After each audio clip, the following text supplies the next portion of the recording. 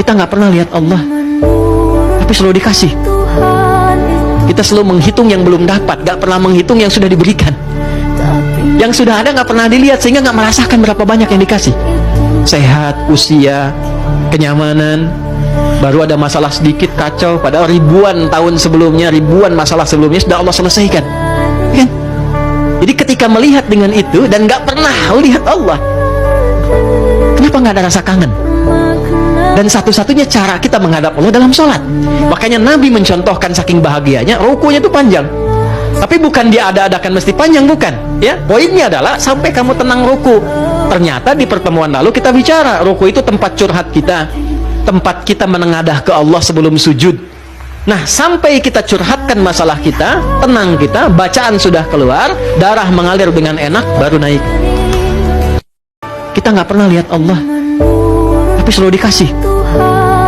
Kita selalu menghitung yang belum dapat, nggak pernah menghitung yang sudah diberikan. Yang sudah ada nggak pernah dilihat, sehingga nggak merasakan berapa banyak yang dikasih. Sehat, usia, kenyamanan. Baru ada masalah sedikit kacau, padahal ribuan tahun sebelumnya, ribuan masalah sebelumnya sudah Allah selesaikan, kan? Jadi ketika melihat dengan itu dan nggak pernah lihat Allah, kenapa nggak ada rasa kangen? Dan satu-satunya cara kita menghadap Allah dalam sholat. Makanya Nabi mencontohkan saking bahagianya, rukunya itu panjang. Tapi bukan dia ada-adakan mesti panjang, bukan. Ya, poinnya adalah sampai kamu tenang ruku. Ternyata di pertemuan lalu kita bicara, ruku itu tempat curhat kita, tempat kita menengadah ke Allah sebelum sujud. Nah, sampai kita curhatkan masalah kita, tenang kita, bacaan sudah keluar, darah mengalir dengan enak, baru naik. Kita nggak pernah lihat Allah, tapi selalu dikasih. Kita selalu menghitung yang belum dapat, nggak pernah menghitung yang sudah diberikan.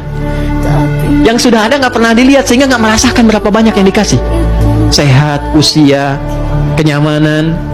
Baru ada masalah sedikit kacau, padahal ribuan tahun sebelumnya, ribuan masalah sebelumnya sudah Allah selesaikan, kan? Jadi ketika melihat dengan itu dan nggak pernah lihat Allah, kenapa nggak ada rasa kangen? Dan satu-satunya cara kita menghadap Allah dalam sholat.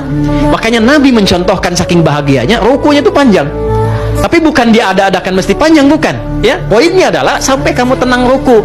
Ternyata di pertemuan lalu kita bicara, ruku itu tempat curhat kita, tempat kita menengadah ke Allah sebelum sujud. Nah, sampai kita curhatkan masalah kita, tenang kita, bacaan sudah keluar, darah mengalir dengan enak, baru naik.